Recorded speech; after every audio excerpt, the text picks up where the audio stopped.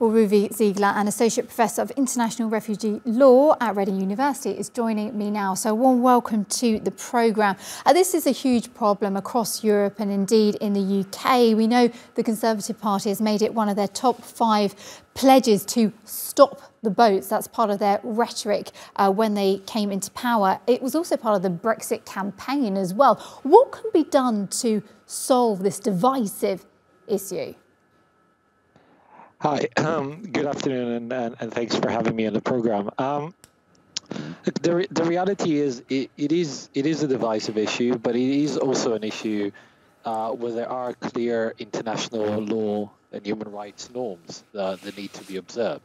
I mean, the different groups that you've described in your introduction, people who are fleeing West Africa and trying to seek refuge in a European Union country, in Canary Islands, which are part of Spain, or people crossing from Tunisia to Italy, or indeed people who have various relevant connections to the UK, and that's why having fled places like Afghanistan or Iraq or Eritrea, they seek to come to the UK via those small boats in the Channel. I mean, those groups of people will very often have valid international law protection claims.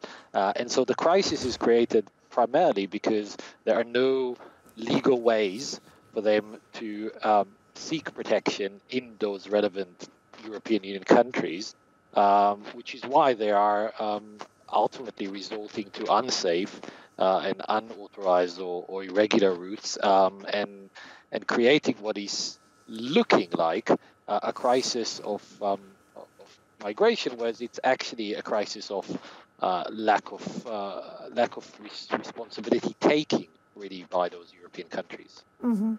In the UK, there's a policy called the Rwanda policy, which hasn't actually taken off yet in regards to sending these so-called illegal migrants to Rwanda, but no planes have ever left land. Do you think a policy like that could ever materialise either in the UK or in Europe somehow? Right. So the first thing to say about the Rwanda so-called plan is that last week the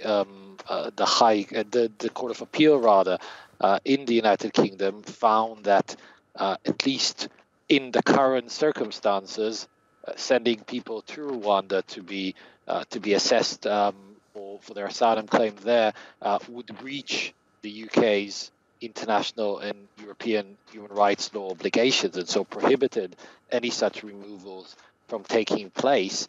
And that is ultimately on the grounds that when the UK was planning to send people to Rwanda, there was no way for it to ensure that in Rwanda the relevant standards for assessing those asylum claims and for ensuring that specific groups that are vulnerable groups, for instance, LGBT plus people, would receive the relevant protection there.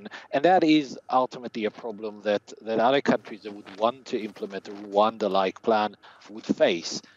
There is a reason people are seeking protection in certain places, like the UK, and that is that they think that the standards that they might receive there would be ones that meet international and human rights law obligations, and so try and circumvent those obligations by reaching agreements with countries elsewhere, not least countries that are in the global south, that are financially weaker, that have less ability and resources and capacity to handle refugees in a situation where globally more than 70% of people are in neighboring countries, so people who are fleeing persecution, and indeed over 80% of people globally who flee their countries end up in the global south already.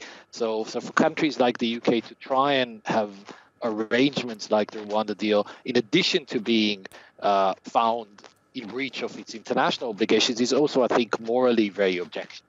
OK, Ruvi, thank you so very much indeed. An Associate Professor of International Refugee Law at Reading University, joining us live from the UK on the immigration issue there and across Europe.